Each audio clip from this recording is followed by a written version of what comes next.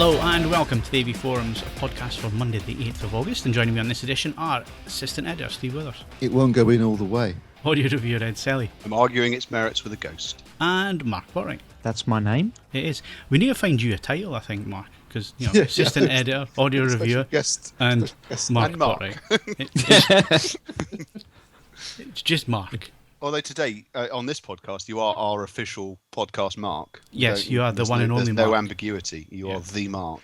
So there won't be any kind of 2 seconds of dead air every time someone says Mark. Which one? No, none of that this week. The mystery of Ben's lightsaber. We discussed this a couple of podcasts back. Whatever happened to his lightsaber? Well, the Death Star blew up, and presumably so did the lightsaber with the Death Star, because Darth Vader would have put it in his locker or in his room, or he wouldn't have taken it with him on his TIE fighter, would he? So it probably went up with the Death Star. I think we've solved that problem, have we not, guys? I think it's probably odds on. What they should do for the next special edition is, when he's in that chamber thing in Empire Strikes Back, they should put a little, CGI in a Ben's lightsaber on the side there, kept it to himself. Yeah, that's what they should do, just so you can see. Oh, there it is. They should have some photos as well. Or him and Ben together doing like desk photos that you see, in offices and stuff. Yeah, like selfies with Ben and that kind of thing. Happier times. Wistful tear running down his cheek, his burnt cheeks. I still think it could have survived. Someone could have taken it as a memento, a memento of war, something like that. Well, General Grievous did that, didn't he? He collected lightsabers of all the Jedi that he killed, but I don't think Darth Vader was that dark and twisted. There was some good in that man. No, I'm saying there must have been other survivors from that Death Star, other pilots, and if you were wandering about and you saw it lying there, would you not pick it up? Yeah, but you say that, right? And then think about the size of that Death Star, and then think how many people were on that, and those terrorists that blew it up. Yeah, it's an atrocity. One person's freedom fighter is another person's terrorist, isn't it, really? Depends how you look at it. We're getting a bit deep for the morning. I'm just ingesting coffee as we speak. We're getting a bit me deep to about perk a fictional universe as well, for that matter. Is it intravenously ingesting that? No, I'm just consuming, getting the world is good, because I don't like place. I don't like needles. I had a lot of needles recently. Don't like needles, so don't do that. My dad has a pathological fear of needles and rats. Those are the two things you just can't handle. When are you ever going to have the two together, though? Well, ideally never. But I'm sure there's a Pokemon that manages to combine those two attributes somewhere. Even when I was a kid, I used to bring home the school hamster at holidays, to look after it. You couldn't go anywhere near that. Sellotape a syringe to its back. Well, like in the Death Star, that torture droid with just this crap syringe stuck on the side of it. Yeah, and have you noticed that the needle's completely bent on it as well? Yeah. It's like, that's really not hygienic. They haven't replaced that needle for ages. It's all bent and twisted. It's really stupid when you think about it, but as a kid, that was actually quite unnerving, wasn't it? That's the side of a big... Oh, that was terrifying. Yeah. Absolutely terrifying. Really worked well. Back when Lucas knew how to make a film, because then the door slams shut and the guy walks past. It was never Lucas, it was everybody around him. Yeah, well, there's the editors doing a good job there. His wife included, I think. Ex-wife, yeah. Right. Long ex-wife. Right, moving things on. That's what happened to Ben's lightsaber. If you disagree, tough. Or put your comment in the feedback thread and we'll discuss it. Current competitions, Mark, tell us what we can win. We've got Metallica Through the Never on Blu-ray, and that one's open to all members until 17th of August. We've also got Bridge on the River Kwai, which is open to active members until the 19th of August. And the last competition is Terry Pratchett's The Colour of Magic on Blu-ray. That's open to all members until the 24th of August. That Metallica one is the one which... I watched or tried to watch 3 times on Amazon, and then after the 3rd time it tried to charge me for it. So, well worth seeing. Good concert. Is that the one where the roadie goes on the? It goes. Yeah, that's that. Yeah, he gets sent out to go and get a van or something. I got shown a segment of that when I went to see Meridian's new cinema room, and yes, it was very loud. Yeah, that's the one thing with Metallica stuff. That it always sounds great, fantastic. They always have the best sound engineers and stuff, and I really want to see them live. Seemingly, it is a mega experience to see them live. Just the sound pressure that they create. Yeah, I can't stand that kind of music. I don't care how well it's produced or how well the sound system is. I just worship the devil, Steve. Get with the program, Grandad. Through my ear. I've got to say, it's, one time I didn't like them, and then all of a sudden I think it was a Black Album, and I was hooked. Absolutely. Well, the good news for you, Steve, dragging this tenuously back on topic, if you don't want to win Metallica through the Never, perhaps Bridge on the River Kwai would be more your thing. I would if I didn't already own it. Well, He's probably got it in every format conceivable, Ed, and we're just waiting on the UHD. And he hasn't watched any. I will get it on UHD if it comes out, definitely. Oh, it looks spectacular. That was shot on 65mm, wasn't it? Yeah, it was actually, yeah. Oh, that would look superb. It really would. And Lawrence of Arabia too on my wish list, definitely. Well, that's definitely coming. Keep it quiet a bit. It's definitely coming. Good stuff. Mark, was there any previous winners? None. Thank you. Hasn't been a winner for weeks because these have end dates that go on until the end of this month. Yeah, but it's in the script, so I've got to say it. I know it's in the script. We've got a script. I've got to fill it out with something. That extra 2 seconds will come in very handy come the edit. You never know, Mark. It might be the difference between 1 hour and 59 minutes and 50 seconds. I don't know. I sent many off topics this week. I mean, it took us some considerable amount of time to get started and to complete competitions. So, just a hunch. We I have don't think been you could have. spectacularly on message for the last 2 weeks, though, haven't we? Yeah, but it has been spectacularly boring as well, if we're being honest. Professional.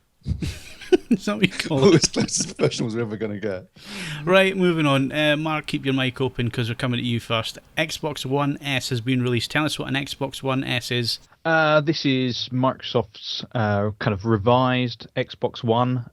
Obviously, seeing as the Xbox One was kind of flagging, and with PlayStation Neo on the horizon, which we assume will probably have 4K. Well, may have 4K Blu-ray playback. Microsoft have kind of jumped in ahead of them with this slimmer version of the Xbox One, released 2nd of August. Currently only available in the 2 terabyte version at £350, but towards the end of the month we'll be getting a 1 terabyte and a 500 gigabyte version going down in £50 increments. It's kind of they've slimmed it down, supposedly quieter. I've never had an issue with my Xbox One in terms of noise, but I know some people have. Redesigned in terms of it's now got a kind of shiny, nice white look to it with some, I think, questionable looking dimpling, which looks a bit like Diamante, but we'll leave that. But it's 4K,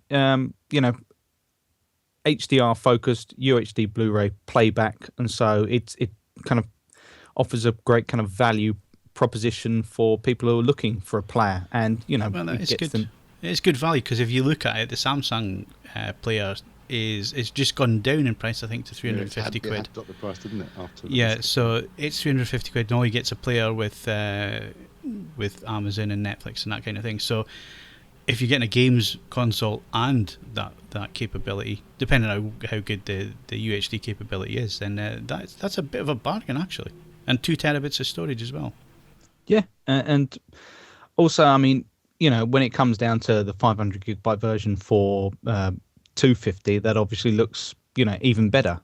They've made some very smart design choices, things like put the USB ports at the front this time, which kind of just seems sensible. A physical power button, because ultimately, whilst touch buttons were all the rage at a point when everyone said "ooh" when they went on, after a while people realised, I think, that a physical power button does actually make far more sense. You can also stand this one up vertically, and I think it comes with the stand. The only minor issues would be, say, things like Connect. You now need an adapter to put one of them on. And with regards UHD Blu-ray playback, I think the only issues, as far as I can see, is it's doesn't support Dolby Vision. No, but I wouldn't expect but nothing else does anyway. No, so. Nothing else does.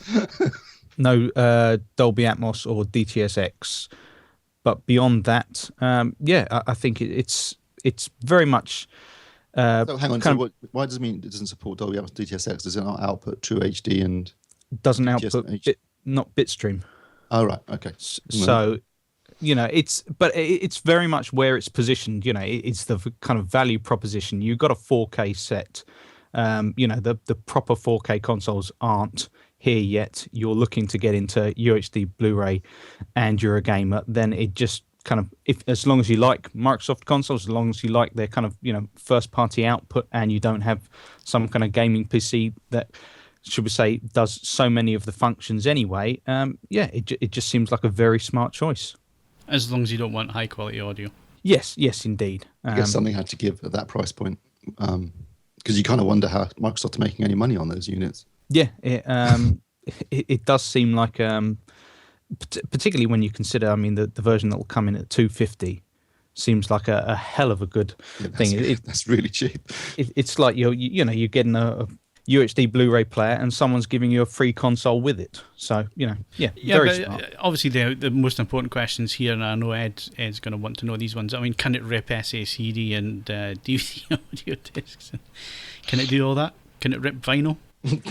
Could you just behave yourself? As I say, it's a bit of a weird. Actually, do you know what? As I say, you're Phil. Just as a context thing here, Phil is annoyed because I no longer need to buy his PlayStation 3 because other SACD ripping technology has now hobed into view, which conveniently I already own. So the backstory to this is he's just got the hump because he isn't going to be able to sell his product. Yeah. So there's a Gen 1 PS3 going. Anybody wants it? It rips SACDs. Plays games as well, apparently. Not Does that it? you've ever tried. I can assure you. I can assure you, this PS3 has never played any games whatsoever.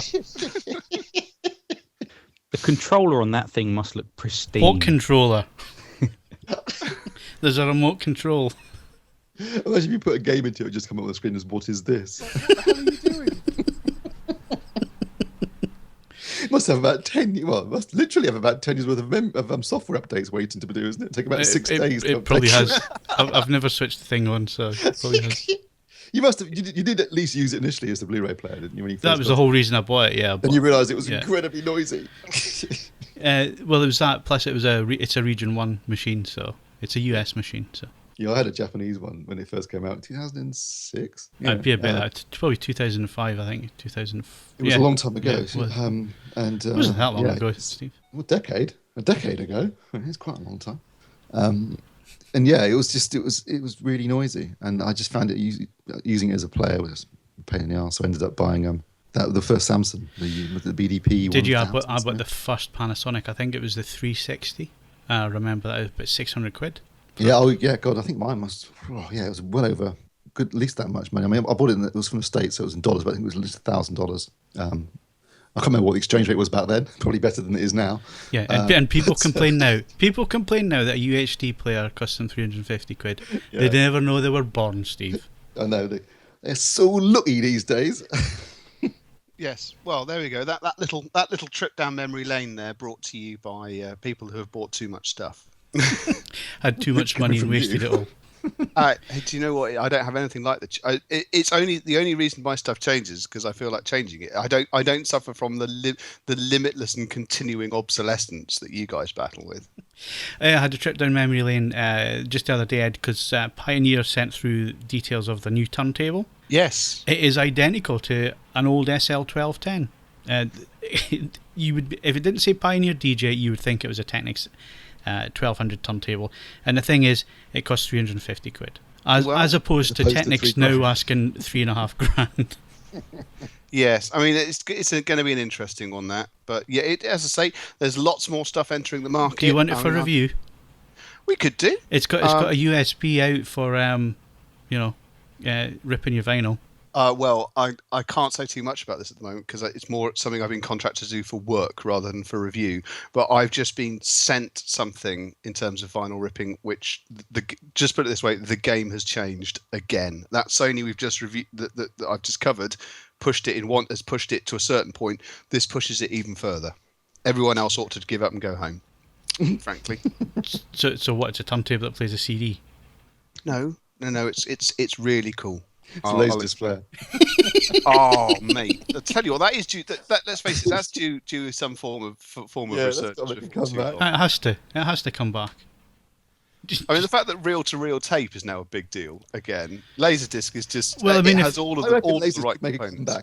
If there's one thing that the SL1200's proven, Steve, and remember we stood at CES with our jaws on the ground at the number of people who were coming up and admiring a turntable. This was 2016, and people were lining up to take photographs of a turntable. It was a bit surreal. It was just a bit strange. Selfies with a turntable.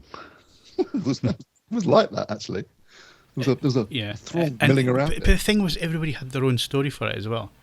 So everybody had one in their life at some point, or had some interaction with one, or everybody had their own little story. It was quite strange.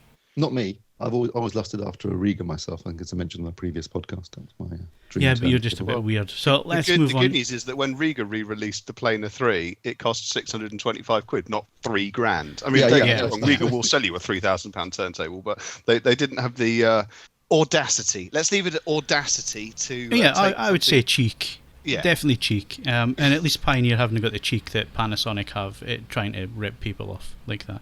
I mean, all right, they updated it a little bit and they added a nice touches here and there, but it wasn't £3,500 worth of touches. No way. Right, let's move on. Samsung adding HDR Plus to their 2016 TVs. I think you need to explain this one, Steve, because it will and it won't go back to the 2015 TVs. No, they released the HDR Plus upgrade initially a few months ago for the UHD 2016 lineup. So that's the KS series, KS 7000 to KS 9500. So they've already got the update. And they've now announced, and during the course of this month, over internet, over the network, they will update the rest of their HDR capable 2016 TVs. In other words, that's the KU models. They'll be updated with HDR Plus. There are currently no plans to, or at least they don't think they're going to be updating the 2015 range because it's got a different chipset, so therefore it wouldn't be possible. They initially said they couldn't do it. Then they said that they don't think they're doing it. So, but I'm pretty sure they're not going to be updating that range because of there's a different chipset. I know there's a lot of complaints and people saying, why aren't they supporting the 2015 models? But I think people need to put this into context. I mean, I don't think any other manufacturer has been supporting older models as much as Samsung have in the past. But also, things have changed so much in the last year that I think it's going to be a struggle for any manufacturer to keep older models up to date in the way that people would like them to be.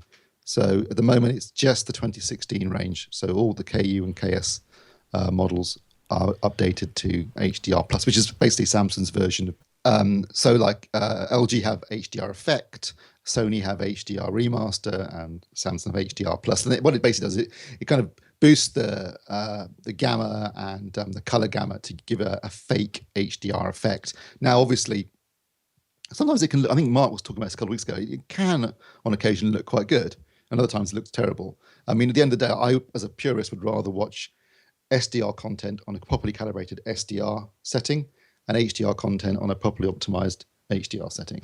That's my personal approach, but some people like it, and it's, I guess, what they're trying to do is make the most of their TVs and offer, so people can actually make the most of the wider color gamuts and high dynamic ranges that TVs are now capable of. Is there a sense of entitlement these days? Do people expect equipment they bought a year ago to be updated by a manufacturer, or is that sense an undue sense of entitlement that people seem to have nowadays, Ed? It's complicated, isn't it? Because until recently, it just wasn't even something that could enter people's minds as being practical to do.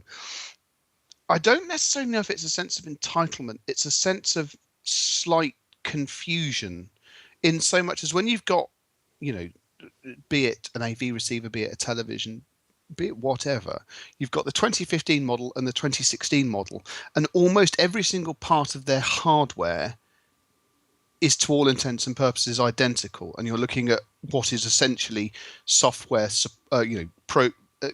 of support and codec support and all the rest of it between the two of them. I suppose it's not unreasonable for people to ask, well, why can't one become t'other?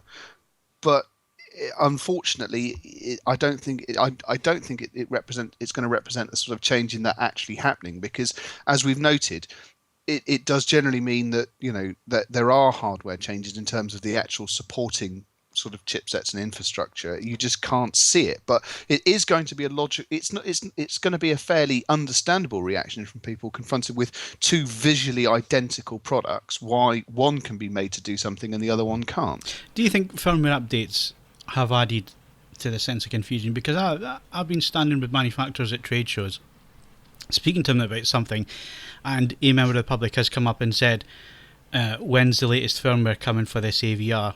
And the manufacturer is had to say, why would there be firmware? And it's because the person has gotten so used to various manufacturers updating products by issuing firmware updates that they now expect it. Yeah.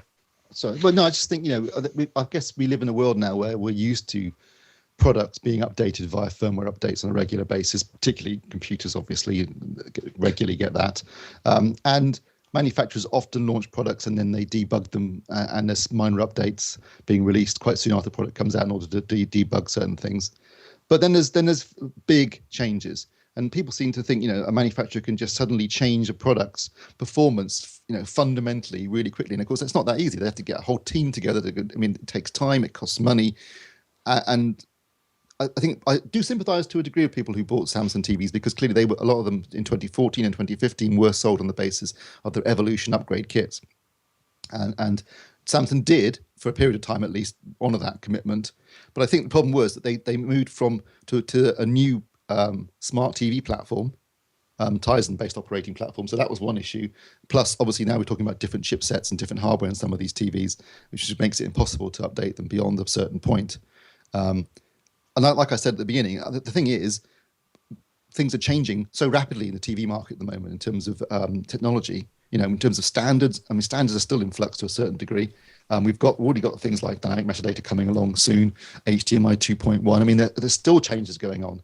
So I think, like anything in this realm, I mean, Ed was talking about, Phil and I, constantly having to rebuy new products and stuff like that, because things are always changing.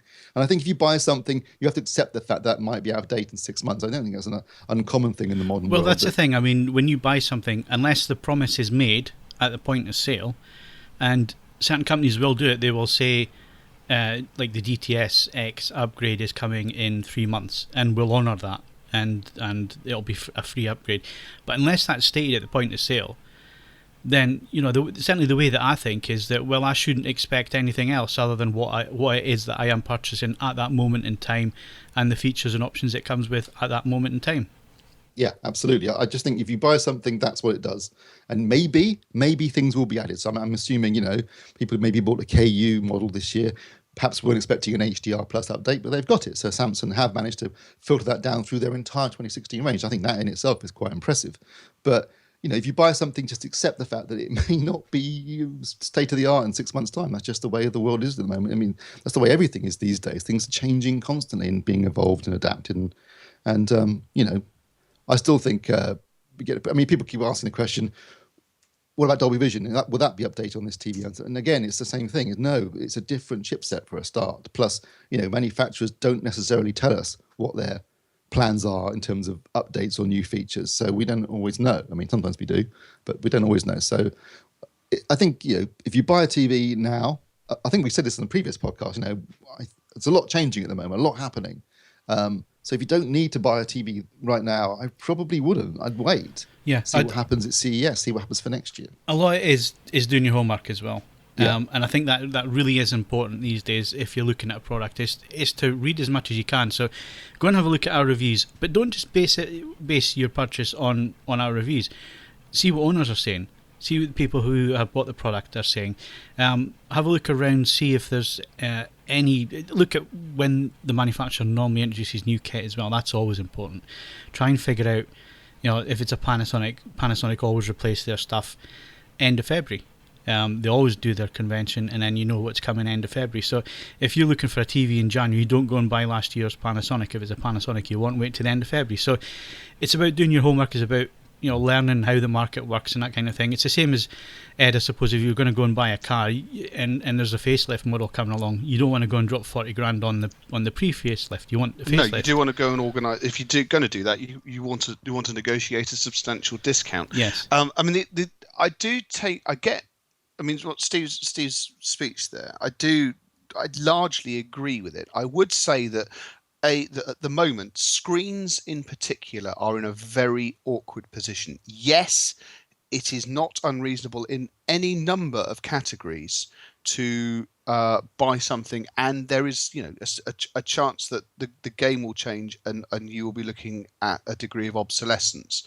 Screens are in a very awkward position that I don't know of anything else which has the same levels of sort of potential ticket price that stare down the barrel of obsolescence as quickly. Even computers don't have quite the same inherent purchasing risks to them at the moment. Yeah, there is nothing else on sale to the general public which flirts as quickly and as constantly with you buying something which is a paperweight. Yeah. So, what's your thoughts, dear listener? What do you think? Are you entitled to an upgrade if you bought something and then 6 months later it's something new's added to it? Are you entitled to that? Should you be getting that free of charge, or should you just put up with what you buy at the time because that's what it does at the time you bought it? Let us know your thoughts in the podcast forum underneath this podcast. Moving swiftly on, talking about the future, or is it the future? Because, as we just hinted at, things change so quickly, and certainly in the last year, things have definitely changed really quickly. So, we asked this question a few weeks ago, Steve, when you reviewed the E6 from LG. Is OLED still viable technology in this HDR world? There's no question in my mind that OLED is totally viable currently, and especially in terms of its standard dynamic range image, which is, I'd say, the best currently available. And that's going to be the majority of what you're watching. So, don't write off OLED just yet. And LG have already made huge advances in terms of what the technology is capable of in just the last year. So it'll be really interesting to see how they respond to the current threat, I guess, from LED LCD and possibly other technologies as well that are coming down the line. It'll be interesting to see what they do and what we see at CES at the beginning of next year. In terms of the G6, though, it's really interesting because this is the flagship model.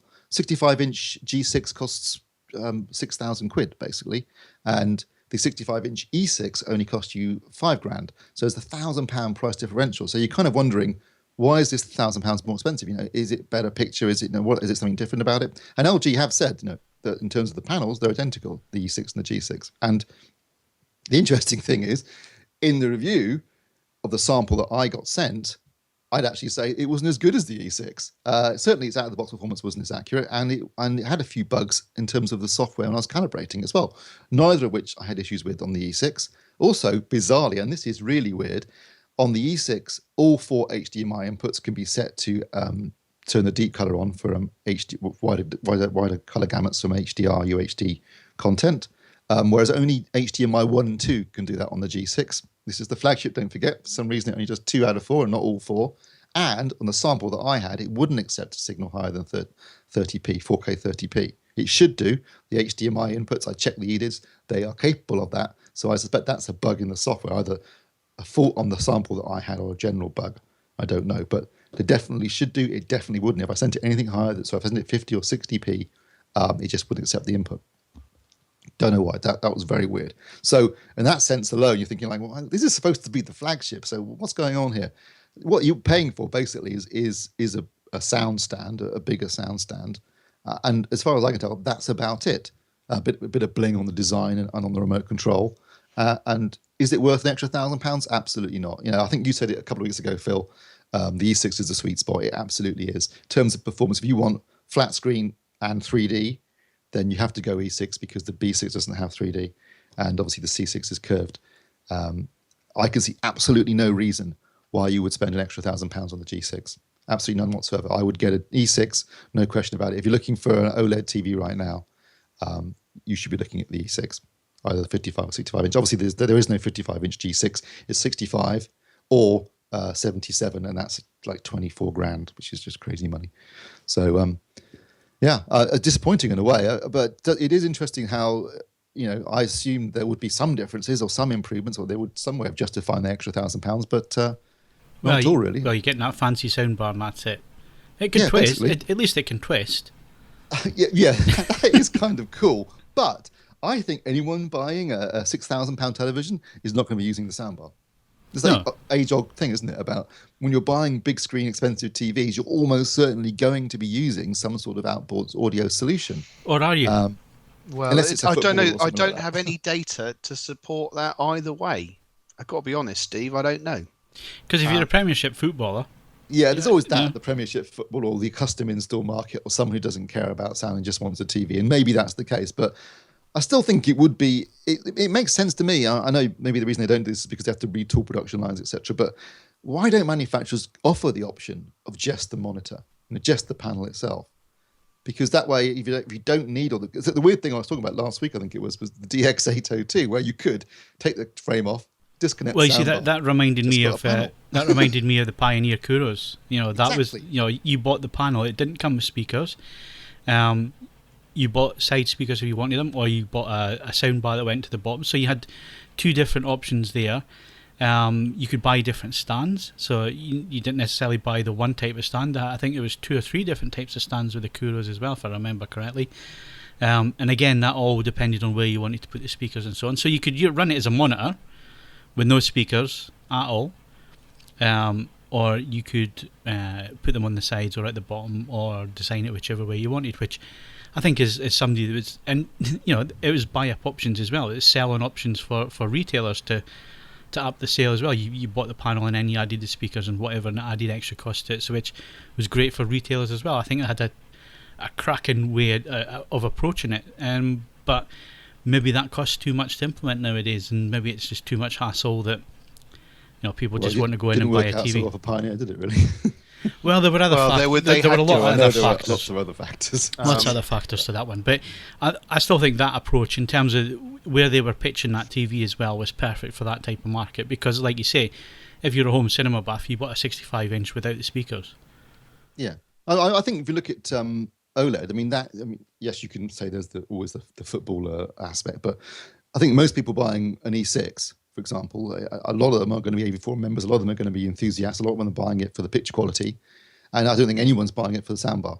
So there's certainly an argument to be made for. I would disagree with that, because I think that's the big design point of that TV, and I think some people would buy it on that design. Some people might buy it. I think you're coming to it from a very narrow point of view. It's obviously I did say AV enthusiasts. I mean, certainly if you read the feedback threads, a lot of people, one of the questions they always ask is, wish I didn't have to pay for something I'm not going to use. And it is an attractive TV, and the soundbar is quite good, actually. But I do think that a lot of people will be buying it primarily because they want a flat 3D OLED. And the soundbar and audio is always a secondary factor with television, particularly modern TVs, when they don't often sound that good anyway. I think it would be nice to. I mean, if you took out the soundbar aspect, it could be cheaper. I guess what we need to do is get the B6 in. Yes, because I think that's the option where I don't think it has a soundbar, does it? The B6. No, it's got a normal stand, built-in speakers. Yeah. Obviously, the problem with the B6 is there is no 3D. And one thing I will say about 3D on OLED, I know 3D is kind of on its way out now, which is a shame, because on this current generation of OLEDs, the E6 and the G6, 3D is the best I have ever seen. I think unlike Laserdisc, you're the only person that's going to be reminiscing about 3D, Steve. I was going to say the phrase. That's not really true. The uproar after Samsung dropped it entirely was staggering, wasn't it? Yeah, look at all the effect it's had on their sales, their commercial Outside decisions. of our little world, no one gave a toss. But certainly on AVForums, there was quite a controversy at the time. Was it? It must have flown me by. The phrase "on its way out." It's a dead horse, isn't it? Yeah, pretty much. But well, that's that. I mean, I have to say, I've got the review open in front of me. It's a peculiar one where ultimately it's a review tinged with disappointment that still comes in at 9 out of 10. But I do agree with you that there are occasions where you review something which is perfectly capable, actually judged on its own merits, but when viewed in context, it doesn't make as much sense. So I'm not having in a dig. isolation. It's just a weird one. It's a great TV, but as soon as you realise there's an E6 available for £1,000 less, there is no reason to buy it.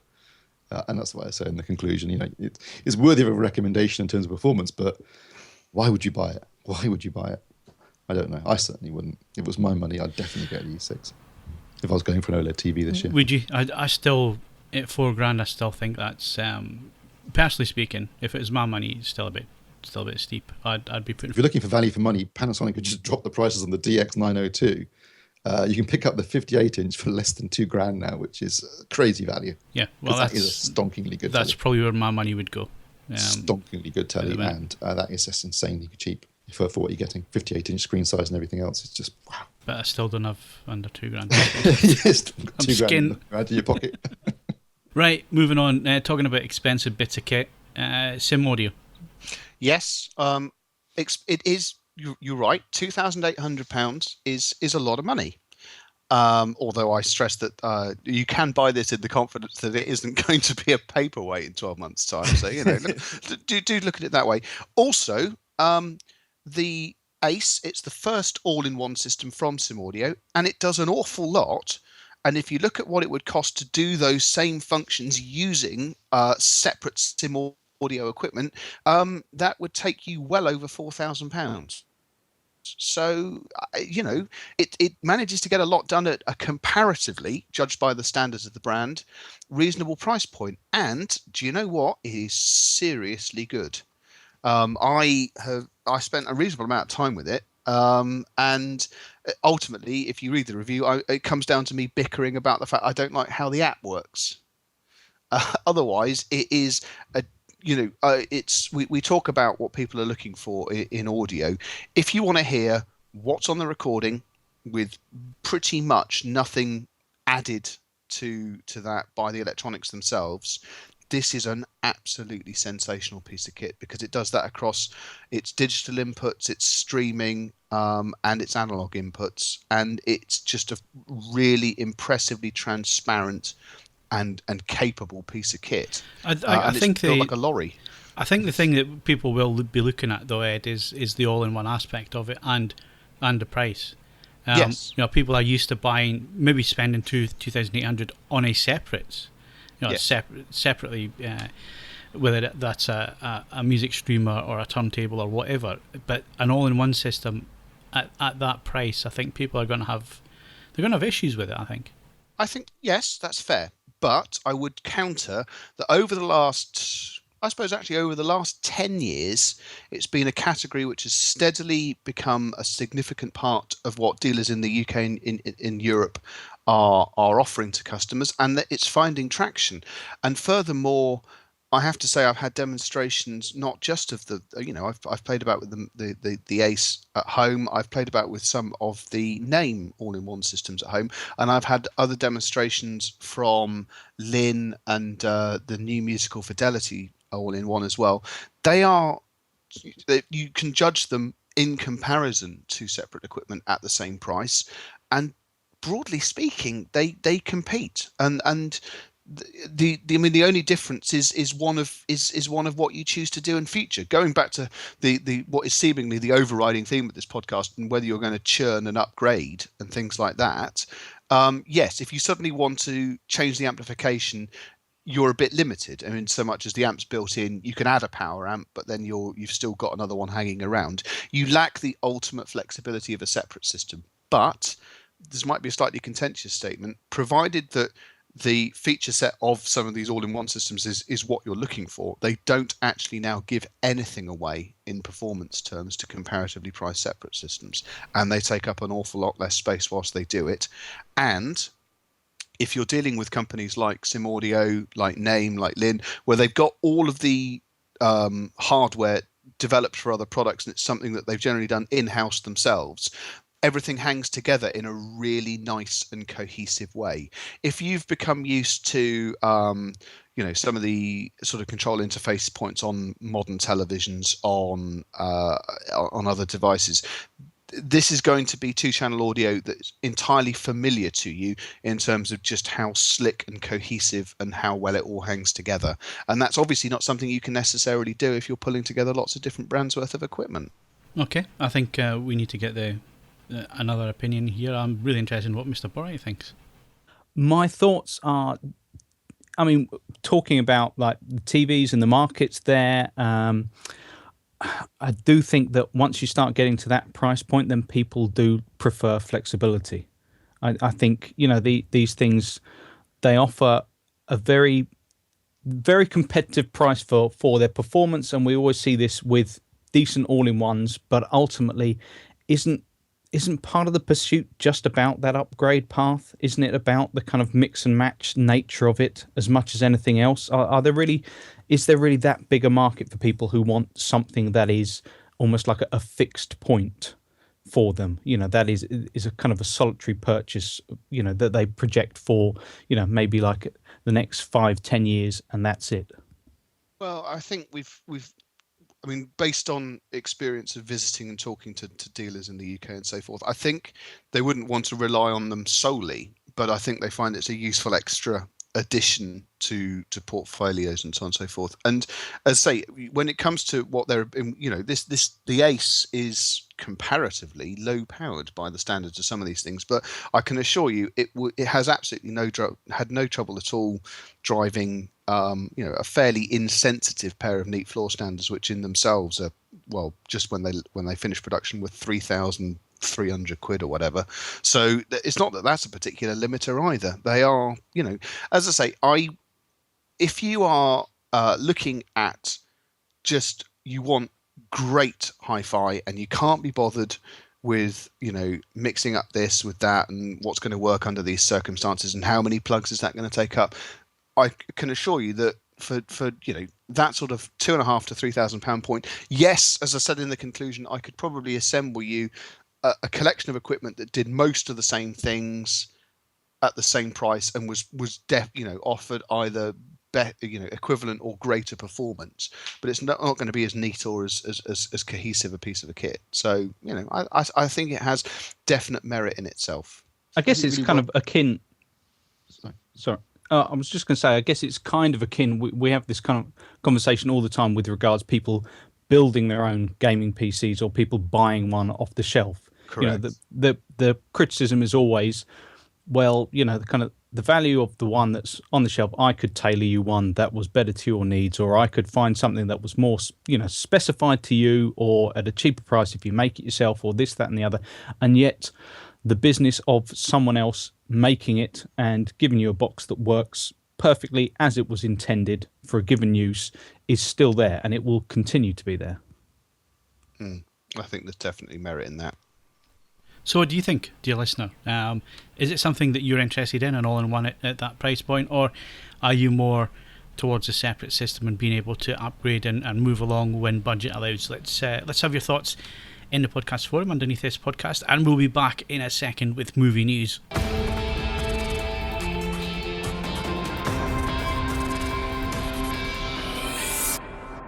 So, Steve, what's at the cinema that I haven't seen this week? The only thing you haven't seen this week, in fact. Suicide Squad, the latest installment in DC's attempt to emulate the success of Marvel's cinematic universe by creating their own rather fast-tracked version. This film, I noticed, it opened on Friday, today, the day we're recording, but obviously it had its premieres during the week, and it's had quite a few reviews already come out. I noticed they've been fairly harsh. So going into it, even though I was quite excited based upon the trailers I'd seen, which looked like it might be quite good fun, I tempered that expectation based upon the fact that it has some pretty harsh reviews prior to actually seeing it. And I have to say, I think maybe it's being treated rather unfairly, because overall I did find it quite enjoyable. Certainly a damn sight more enjoyable than the rather morose Man of Steel and the bombastic and overstuffed Batman versus Superman. It was at least it was entertaining and fun for large parts. I can see where people have issues. There are flaws with the film. It's certainly not perfect, but where it is strong, and this is important, I think, is in terms of its characterization, because obviously it's about the Suicide Squad, and it's effectively a comic book version of the Dirty Dozen. They put together a team of villains effectively to combat other villains, and so there is time spent in the first half an hour of the film really establishing that team. Going through their backstories and who they are, and you've got Deadshot, which is Will Smith's character.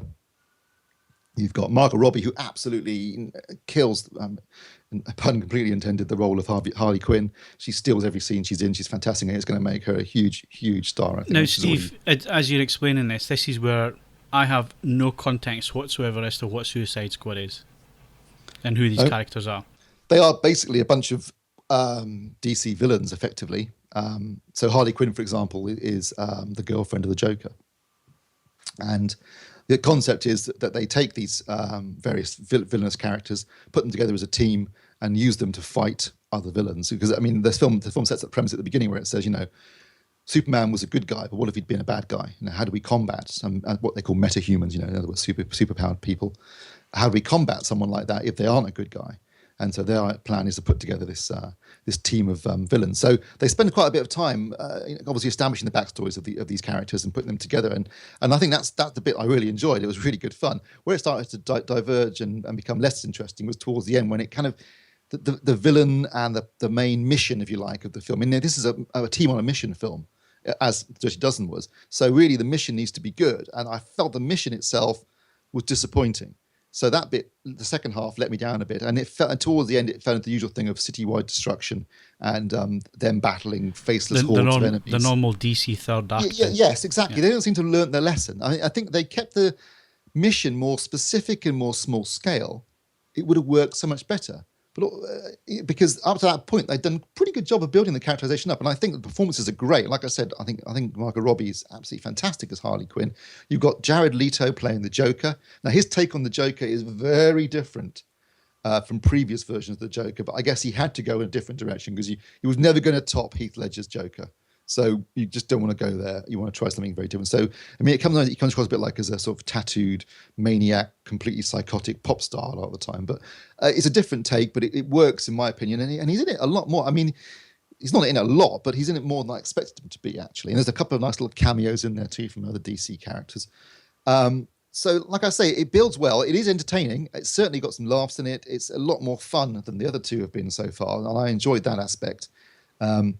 I just felt that once they'd established a team, they needed to give them a good mission to go on, and I don't think that really works. So, towards the end, I was a little bit confused as to what exactly the villains, how it came about. I don't want to give too much away, so I'm trying to avoid certain plot points here. But how it came about, what they were trying to do, and that really wasn't explained very well. And I felt like they could have given them a more small scale but more focused mission would have made for a better film, I think. Which is a shame because the first half I was really enjoying. I thought, this is good fun. I mean, I was watching it at midnight. It's at 1 o'clock in the morning. It needs to keep you entertained to keep you awake, and I was having no problem staying awake. So that was a good sign, in my opinion. But towards the end, I felt it deviated from that focused characterization. So it sounds like they've done a good job setting things up if they want to spin things off. Yes, absolutely, they have. I mean, they've established some good characters. They've picked some interesting actors to play them. Even Jai Courtney, who I think I've criticised in the past of being rubbish. He's playing an Aussie for one thing, which is always handy since he is an Aussie. Actually, he's really good in it too. He's very funny. He's got some good lines. I mean, there's a character called El Diablo who creates, can shoot fire out of his hands. They give him a really interesting backstory that I think really works. There's lots of really good stuff in there. I think it suffers a little bit from what's been happening with this and the previous film, Batman vs Superman, which is they're trying to fast track this stuff. So they're cramming in as much as they can into these films and trying to tie them all together. And sometimes it feels very forced. Rather than, I think Marvel has been a lot more organic in the way that they've grown their franchise, because they've done it over, they got to the Avengers. The Avengers took 6 films. So you took 6 individual films to get to a film. it was about 7 years, wasn't it? Really? Yeah, they took there wasn't 7, but they took their time. They didn't. They built it slowly, whereas DC are trying to fast track it by doing everything in the space of a couple of movies. But having said all that, I think as a standalone movie, this one, I mean, it does start off with a little bit at the beginning. So if you haven't seen Batman vs Superman, there's kind of a slight spoiler at the beginning, because it kind of starts off at the end of that film in a way, reference to the end of that film. So if you haven't seen Batman vs Superman, I wouldn't see Suicide Squad yet until you've watched that film. Chris, you just cost me more money. But once it sets up its premise, I think the premise is strong. I think Viola Davis, who plays the Amanda Waller, who's the person that puts the team together, it's her idea. She's great because she's almost a bigger villain than the villains, even though she's a good guy in inverted commas. I think she's great in it. I think the setup's fantastic, but unfortunately, I think they could have done with a better mission. That's my only downside. Otherwise, though, at least if nothing else, at least I was entertained. Good. It's interesting you say that because people on the podcast probably don't know, but I joined the Unlimited thing, the Odeon Unlimited, at the beginning of the month. And I'm going to give it 12 months because I haven't been going... Because it's a 12-month deal. Yeah, well, that's it. I have to give it 12 months. I haven't got any choice. But I'm going to make sure that I get my money's worth out of it. So that's one of the reasons. The other reason is I have a fantastic Odeon that's like 10 minutes drive away from me at the Metro Centre. It's a pretty new complex. Every screen is 200 seats.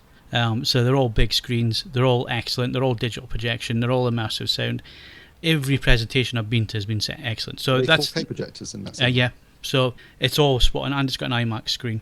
It really is excellent facilities as well. So I thought, why not? And it's better than a gym membership, isn't it? And I'm more likely to use it than a gym membership. Although I will have to do rest days. I think if I go too many times, I might get bored. So I'll have to introduce some rest days. Plus, there's a Five Guys quite close. Anybody know who Five Guys are? I know of them. I haven't eaten there yet. But, Ed is heaven on a bun. Oh, I don't know. You see, it really is. I can't get these excited. Just this obsession currently with it's just so trying to out-burger one another. Oh, it was just so greasy. It is so bad for you, and yet it's so utterly delicious. Although it's nine quid a burger. You know what I mean? Why is it called Five Guys? I have no idea. It's an American chain, Californian, I think. I think Five Guys in the Bun was a porn film I saw once.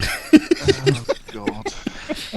Anyway, getting back to the point, I'm going to go and see some films now so we can talk about them. How many? So you've been remembered for a week now, Phil. How many films have you seen? 5. So far? And what have you seen? Star Trek, Ghostbusters, Finding Dory. Finding Dory, Jason Bourne. Sorry, 4. I'm going tonight. I'm going to see Suicide Squad tonight. So yeah, so that's in a week. I've done that. But it's so easy to park, so easy to walk in. They don't mind you taking a bottle of water in, so I'm not paying for the popcorn or anything like that. Just straight in, see the film and out again. Excellent presentation, been really good. But the one thing I have noticed that all those films that I've seen, they're all remakes. They're remakes or sequels. They've all been pretty enjoyable, as you say Suicide Squad is. But there's definitely something missing. Finding Dory, great. Really funny in places, but not as good as Finding Nemo.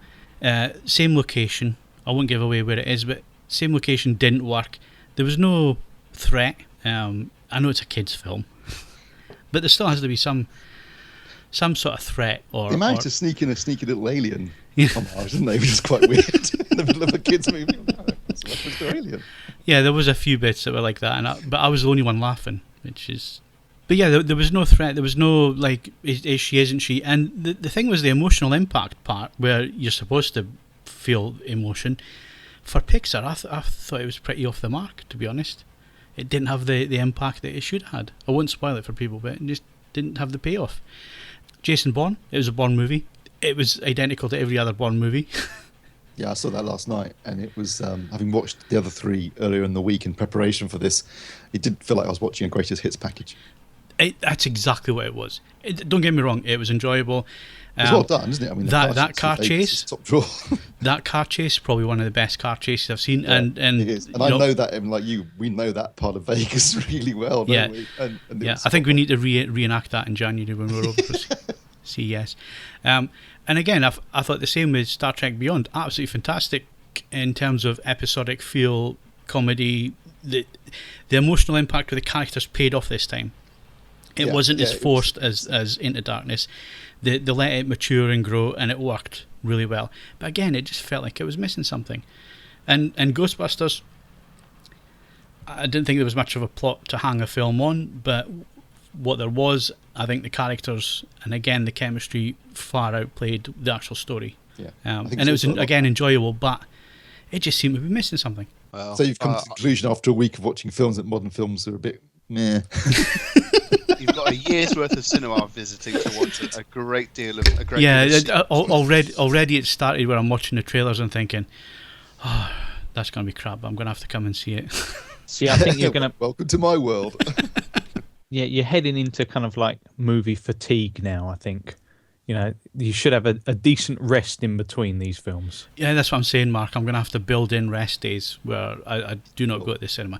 At least the thing is, you know, in the job that we do, use of time, I'm able to go at the quiet times, like Steve is able to go at quiet times as well, which I think pays off quite a bit in terms that makes of a huge difference. Yeah, getting in, seeing the film, and getting away again, and making sure you get parked and that kind of thing. And yeah, what you should do is do what I do, Phil, which is, having watched quite a lot of films at the cinema, I know exactly when the film is going to start. I know exactly how long basically it's 25 I had that minutes. nailed by the end of the week, Steve, Don't make worry. yourself sound 25 minutes of special, adverts Steve. and trailers. My wife is perfectly capable of doing exactly the same thing. No, It doesn't require any form of sophisticated by the end of the week, calculation. by the end of the week I had 22 minutes. Yeah, exactly, and you miss out all the crap and get straight to the movie. Yeah, but I've got to say, what I really like is the Odeon presentation, the digital presentation. I've been really impressed with that, because that's one of the things I think cinema has been missing for a long, long time, is how it's presented. But I like the voiceover. I like the whole, the Odeon thing exploding, and the screensaver type thing that goes through it, and then now it's time for the trailers, and now switch it. I quite like that. I thought that was really, really well done. I think the tone of the voice as well works, because I think you could get that so wrong, like this voice coming from the screen telling you what to do. But I think they pitch it right, and it works right, and it flows into the trailers, and then you know exactly when the film's going to start as well. So yeah, by the end of the week, I was walking in just at the right bit. Did you get on an unrelated note, just into talking about fatigue? Did you get around to listen to that new DJ Shadow album? I did. I've had it in the car for a week, and actually, I downloaded both of them. So the what was the one before that? It was like a greatest hits type.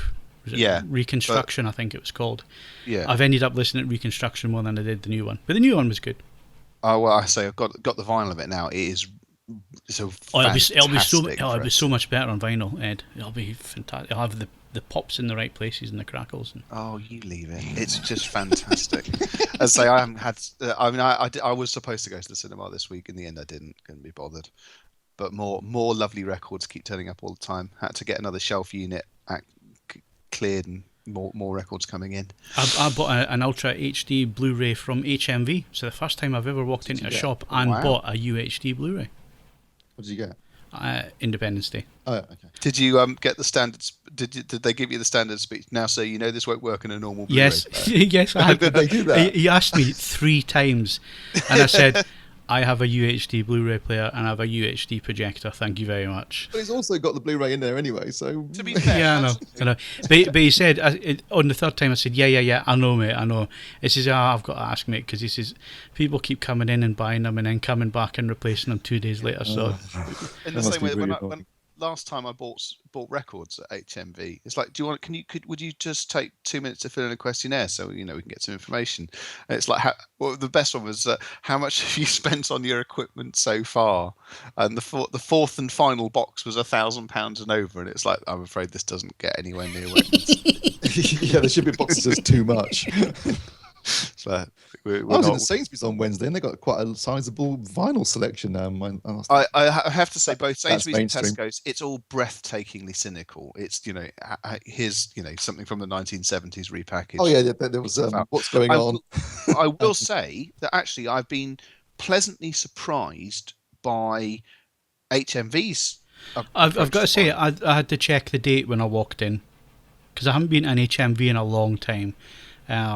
And I walked in last week for the first time in a long time, and there was records everywhere. And I'm thinking, hang on, what century am I in here? It took me back to the 80s and 90s. Phil, it's the equivalent of what Jeremy Corbyn supporters have done to the Labour Party. Lunatics have won. We're going back in time, baby, and there's absolutely nothing you can do to stop us. So but the annoying thing and the disappointing thing is that next to all these fantastic pieces of vinyl, which I'm sure an £80 record player. There's an £80 thing that would scratch it to bits and ruin it in no time. True. But that said, I mean, HMV has not since the 1960s has it been their job really to do hardware.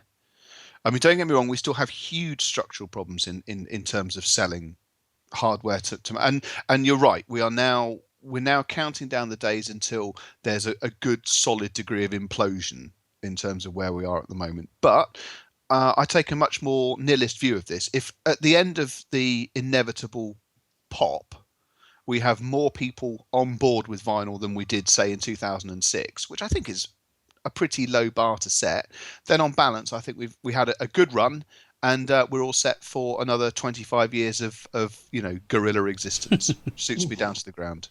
Anyway. It must be said, I have to say, some of the stuff. Sorry, I'll some of the stuff that's coming out over the next couple of months. Things that have also never been released on vinyl because they're from the pure digital era. The Alabama 3 back catalogue. The people that did the Sopranos music is perhaps how people best know them. Oh, right, yeah. Finally releasing all of their albums on vinyl. So, yes. And do you know what? That's the first time that there's ever been a Facebook suggested advert post. And it was like, in 10 years of using Facebook, I've never bought anything from a suggested post until that appeared. It's like, oh, you bastards. And Placebo. I know they're a bit of an acquired taste, but they've I've got all their stuff. I love Placebo. Well, they've got you in that case. It's available on digital as well, Steve. You don't have to be a nutter on this. But there's in terms of vinyl, it's a 4-disc legacy box set, and it's got pretty much everything that matters off all of the albums. It's got some of the covers that they did on that cover. I've already got all that. Yeah. Well, yes, I know, but it's all just. They've done some really good covers too. They've done some excellent covers. Also, I've got a couple of nice live albums. I've got too. I'm semi tempted to drop the hammer on that as well. So it's an expensive business, but it's cool. I haven't seen that Pioneer Technics turntable. Yeah, I might have to buy one because getting hold of an original 1200 is proven really, really difficult. One that's in good nick that has been abused, used in the road or put in a flight case or whatever. So I might have to dip my toe back in. Is this going to sit on a shelf and just be looked at, or you can actually play records on it? I might play a couple of records on it. Because you've got a phono stage on your amp. Yeah, the 3050's got a phono stage, yeah. So what's a good thing about Yamaha, they all have, most of them have phono stages, so yeah. Look, even if you didn't have a phono stage, I'm down to my last 8 or 9 here. I dare say probably get you It's probably something after the cinema phase, Ed. I'm reliving the cinema phase at the minute, so. Yeah. But anyway, getting back to the cinema. So trailers that we've seen, what's coming up this Friday. I've seen trailers for both of them, Steve. Peach Dragon, I'm not going to go and see, even though it looked half decent. The effect looks all right, and I'm sure it's a great kids movie. Remake. I remember the original. I remember the original fondly. It was a film that I grew up with, the 70s and 80s. So, I don't want to see it because I don't want to ruin my childhood memories of that. So I'm not going to go and see that one. Generation of kids. The other one, The Shallows. My God, that looks really awful, but it looks so awful that it might actually be good. I disagree. I think the trailer you saw was not particularly good. What with the obvious CGI shark? Yeah, it's just her on a rock, isn't it? You see the shark swimming around. No, that CGI shark, it just looks so fake. It's unbelievable. It looks worse than Sharknado. I think I like the premise. Sounds interesting, and her being trapped and having to somehow find. Well, it's a bit like that one where he was trapped in the phone box, is it not? Yeah, a bit like that, or buried or something like that. But I mean, it might be good. I will go and see it. I think I have no choice. Yeah, well, you have to now. You can do next week's review. It'll be short and sweet. Well, you, as I say, it could be like what with my wife and the idea of nihilist air crash investigation. It's like the plane crashed because it came into contact with the ground unexpectedly. Close the case. Phil, basically, that could be great. Steve does the long form review. Yeah, and I'll do a line. Phil just does just a single sentence. And I rate it 8. Well, I mean, the challenge is now I've got to make it It's £18, isn't it? £17.99. So I've got to spend twice a month, and that's it. Yeah, I've got to spend enough to make it worthwhile by going to see films as well, and getting out and going to see films. That is the challenge for the next year on the podcast. You've only got to go twice a month though to make it at least cover its costs, haven't you? If you go anything more, there is that, but then there is months where it's nothing but dross. Mm-hmm. Yep. Well, yeah, those will be the hard ones. I can't wait for you Halloween, where it's wall-to-wall shite horror movies, and then Valentine's Day, where it's stuff that just makes you want to, yeah. Just. I'm quite partial to a wall-to-wall shite horror movie, so that's not really an issue. Well, yes, I know, Steve, but there's no some of the rom-coms I could do without. Do you see the trailer for Bridget Jones's Duck Baby? Yeah, don't remind me. Yeah. Oh dear. Should we move on?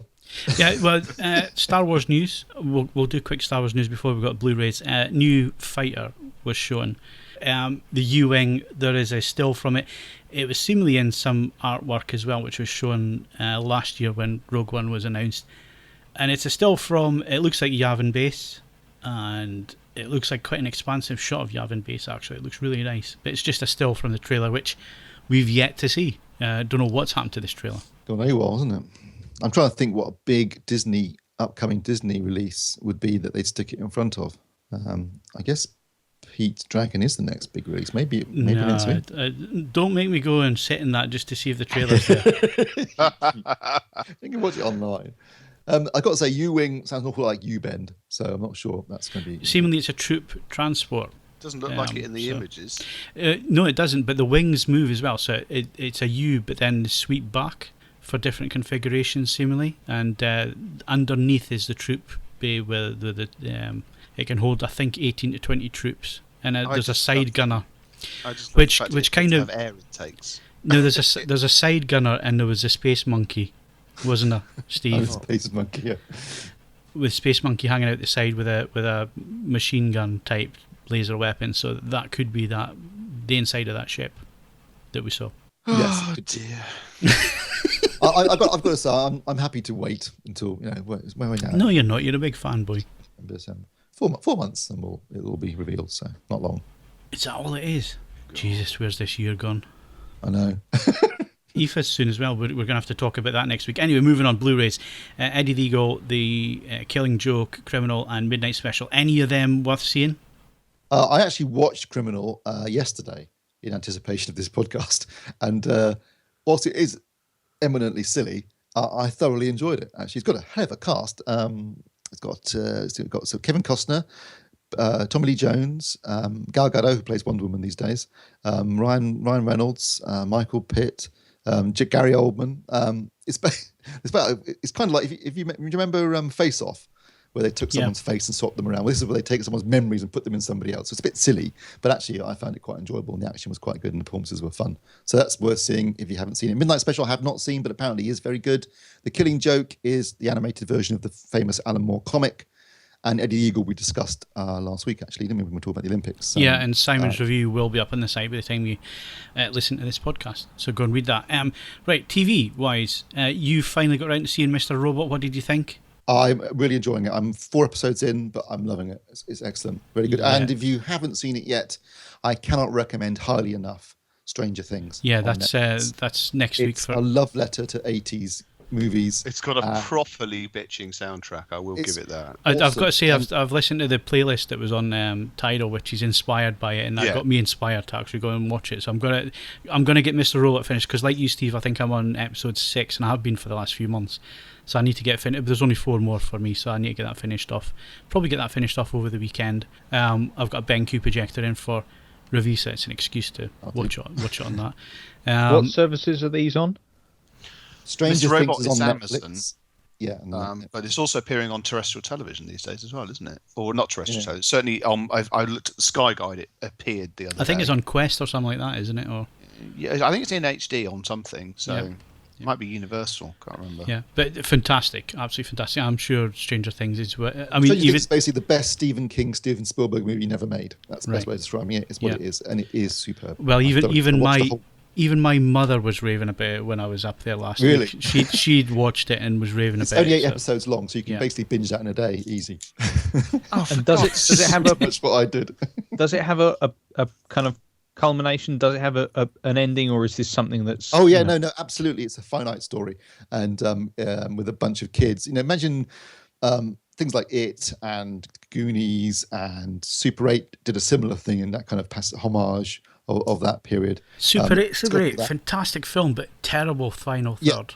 Super 8 is 2 films. It's got a cracking first half and an utterly indifferent second. No, the third half is the first half of Super 8. That's basically it's that kind of level of quality. It's really good. I cannot recommend it high enough. I think it's the best thing I've seen in the last couple of years. I'll have to check it out. Do so. Particularly if you're of our generation and you remember growing up on those movies in the 80s. Yeah. Absolutely love it. You'll love it. Because every family has a golden retriever in a Spielberg film. It's the rules. Yep. You got issued with one. A government-sanctioned golden retriever. If it's a Spielberg movie, it had a golden retriever if it's a family. Yeah.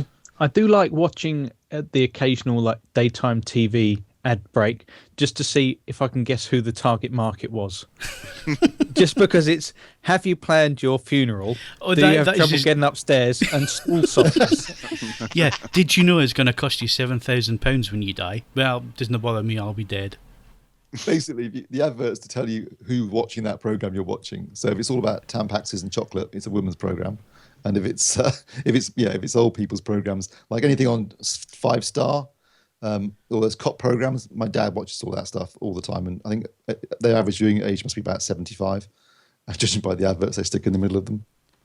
But he'll watch hours and hours and hours of US cop shows. Yeah, or it's all PPI because I know people are miles in debt. Yeah, that's always the cheery one as well. It must be said, if you watch Channel 5's Can't Pay Will Take It Away, They've clearly got their target market sussed in the advertising for that bad boy. Is it all payday Is it loans? all payday loans Pretty much. and betting, payday loans, and bingo. Hey, our country's economy is built on that. Don't knock Built it. on bingo and payday loans. Yeah. Is now, yeah. And when you thing see is- like APR 6,700% or something. Yeah, like, but hang on a Jesus. second. APR is I don't want to defend these companies, but if you're dealing with something paid in a monthly sense, APR is a completely meaningless It's still calculation. basically loan sharking. Yeah, but you know that the people that are taking these loans that should be paid within a month are not paying them back within a month. It's loan sharking. It shouldn't be. It's illegal. It should be illegal. It shouldn't be. Yes, allowed. all right, but if it's made It's illegal, then the alternative is an actual Loan loan shark. shark. So, I'm sorry. You know my views towards society on this one. Fundamentally, you just choose the least worst option, except that it's going to screw some people over, and just get on with your life. That's the tagline for the AVForums podcast. It's gonna screw some The people least over. worst option.